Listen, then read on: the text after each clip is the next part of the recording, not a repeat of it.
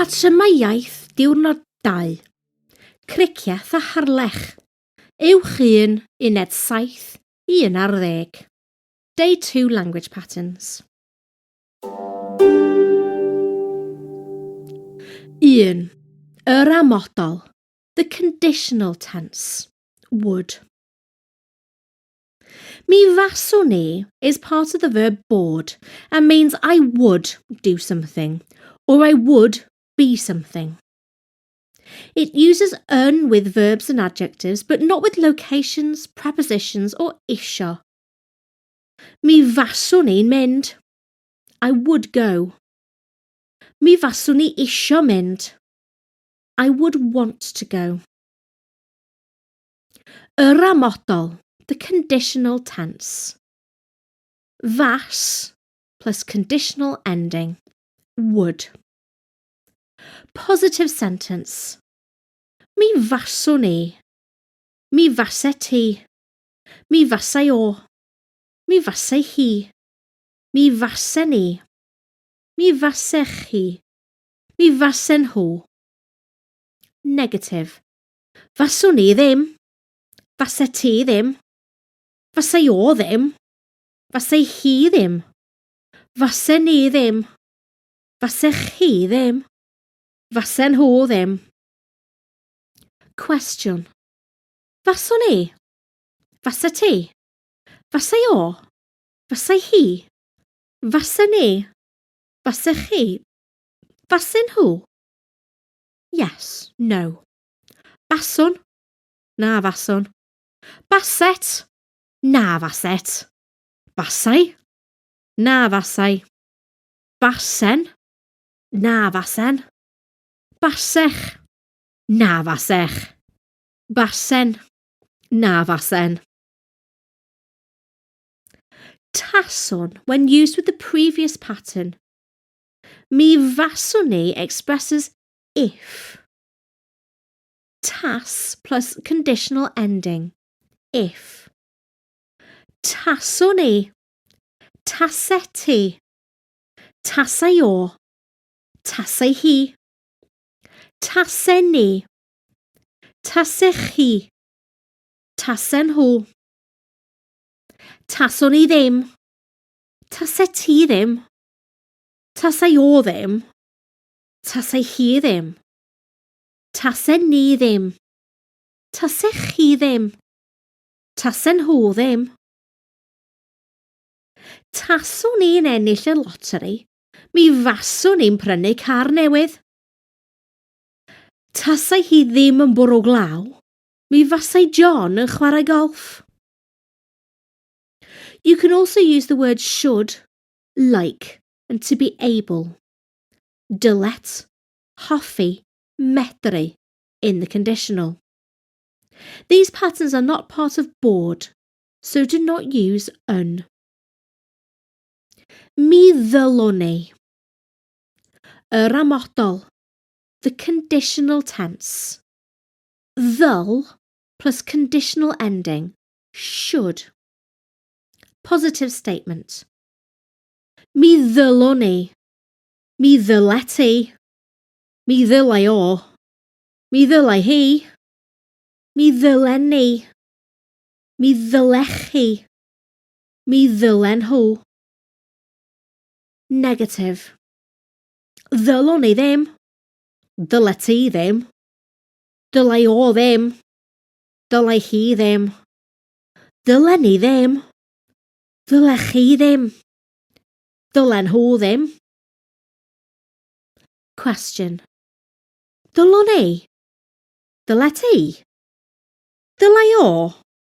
Dylai hi. Ddylen ni. Ddylech chi.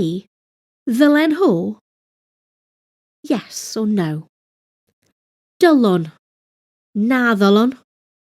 Dylet, na ddylet. Dylai, na ddylai. Dylen, na ddylen. Dylech, na ddylech. Dylen, na ddylen. Mi hoffwn i, I would like. Amodol, the conditional tense. Hoff plus conditional ending, would. Positive sentence. Mi hoffwn i. Mi hoffet ti. Mi hoffai o. Mi hoffai hi. Mi hoffen ni. Mi hoffech chi. Mi hoffen nhw. Negative. Hoffwn i ddim. Hoffet ti ddim. Hoffai o ddim. Hoffai hi ddim. Hoffen ni ddim. Hoffech chi ddim. Hoffen nhw ddim. Question. Hoffwn i. Hoffet ti. Hoffai o. Hoffai hi. Hoffen ni. Hoffech chi. Hoffen nhw. Yes, no. Hoffwn. Na hoffwn. Hoffet. Na hoffet. Hoffai. Na hoffai. Hoffen. Na hoffen. Hoffech. Na hoffech. Hoffen. Na hoffen. Mi fedrwn i. I could. Amodol, the conditional tense. Fed plus conditional ending, would. Positive sentence. Mi fedrwn i. Mi fedre ti. Mi fedrai o. Mi fedrai hi. Mi fedre ni. Mi fedrech chi. Mi fedren nhw. Negative. Fedrwn i ddim. Fedre ti ddim. Fedrai o ddim. Fedrai hi ddim. Fedre ni ddim. Fedrech chi ddim. Fedren nhw ddim. Question. Fedrwn i. Fedre ti. Fedrai o. Fedrai hi. Fedre ni. Fedrech chi. Fedren nhw. Yes or no. Medrwn. Na fedrwn. Medret. Na fedret. Medrai. Na fedrai. Medren. Na fedren. Medrech. Na fedrech. Medren. Na fedren. With mi ddylwn i, mi hoffwn i, and mi fedrwn i, the pattern causes a soft mutation, treiglad meddal, in the statement and the question. Replacing yn with wedi creates a new tense. Think should have, could have, would have. Mi faswn i wedi mynd. I would have gone. Mi ddylwn i fod wedi mynd. I should have gone. Mi hoffwn i fod wedi mynd. I would have liked to have gone. Mi fedrwn i fod wedi mynd. I could have gone.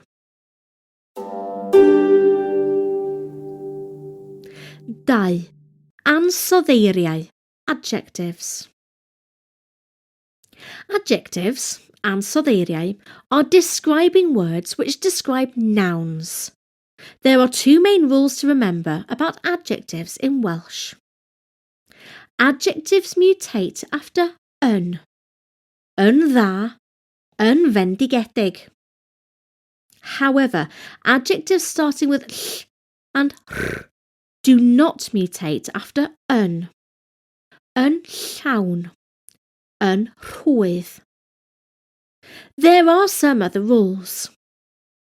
Adjectives usually come after a noun, enw, and mutate after singular feminine nouns.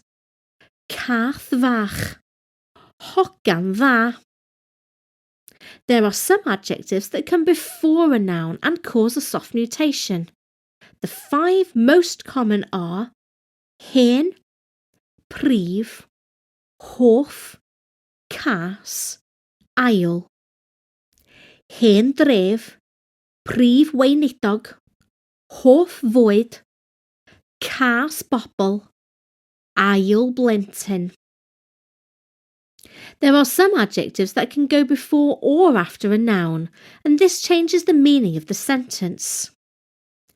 Unig blentyn, an only child. Plentyn unig, a lonely child. When a noun is descriptive, think about a shop selling something specific, then the descriptive word mutates after a feminine noun. Siop fara, bread shop. But not if it is possessive. Gardd plant, children's garden. If you are qualifying an adjective with a word such as quite, fairly, to, totally, then these words come before the adjective and sometimes cause a mutation. Mae o'n eitha tal. Mae'r dref yn weddol brysur. You can then move on to using adjectives for comparison. Tri. Mor a pha mor. As and how. Mor on its own means so and causes a soft mutation. There is no yn before mor. Mae petrol mor ddrud. Pa mor means how and causes a soft mutation. Pa mor ddrud ydy'r petrol? You can use ydy followed by a noun or mae followed by the subject doing something after pa mor. Pa mor gyflym ydy'r car? Pa mor gyflym mae'r car yn mynd?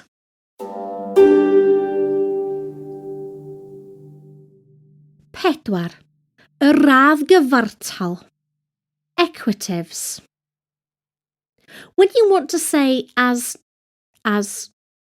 you use mor followed by a. Mae Rolls Royce mor ddrud a Skoda.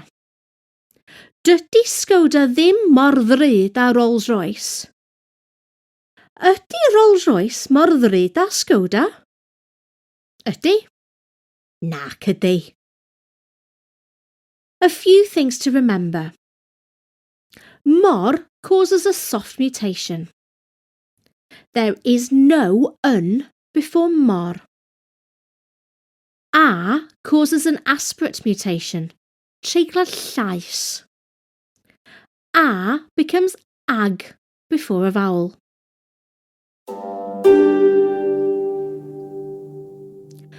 Pimp. Y radd gymharol. Comparatives. With regular adjectives, add ach to make the comparative form, which in English is Mae'r Alban yn oer. Scotland is cold. Mae Sweden yn oerach. Sweden is colder. With longer words, you can use fwy or llai for more or less, and na for than. Mae'r Alban yn llai oer na Sweden. Scotland is less cold than Sweden. Mae Sweden yn fwy oer na'r Alban. Sweden is colder than Scotland. Yn causes a soft mutation for comparatives unless the adjective starts with ll or r. Na causes an aspirate mutation and becomes nag before a vowel. Chwech. Y radd eithaf. Superlatives. Est. With a regular adjective, add a to make the superlative form, which in English is est. These superlatives are best used in an emphatic sentence. Sweden ydy'r oera. Sweden is the coldest. There is a mutation when referring to something female. Ann ydy'r dala. As the sentence is an emphatic sentence, we use naci and ia for yes and no. You can use different tenses by replacing ydy with oedd, fydd, and fasai. With long words, you cannot add a to a word, so add mwya or lleia into the sentence, most or least. You cannot add endings to the following adjectives: addas, diddorol, cyfleus, swnllyd, preifat. Other useful sentences include ydy'r gorau am. Dwi'n meddwl mai ydy'r gorau. As always in Welsh, the most useful and well-used words are irregular. The following are some examples. Bach, llai, lleia, cynlleied a. Da, gwell, gorau, cystal a. Drwg, gwaith, gweitha, cynddrwg a. Hawdd, haws, hawsa. Hen, hun, hynna. Ifanc, fengach, ieuengach. Fenga, ieuenga. Isal, is, isa. Llydan, lletach, lleta. Mawr, mwy, mwya. Cymaint a. Uchel, uwch, ucha.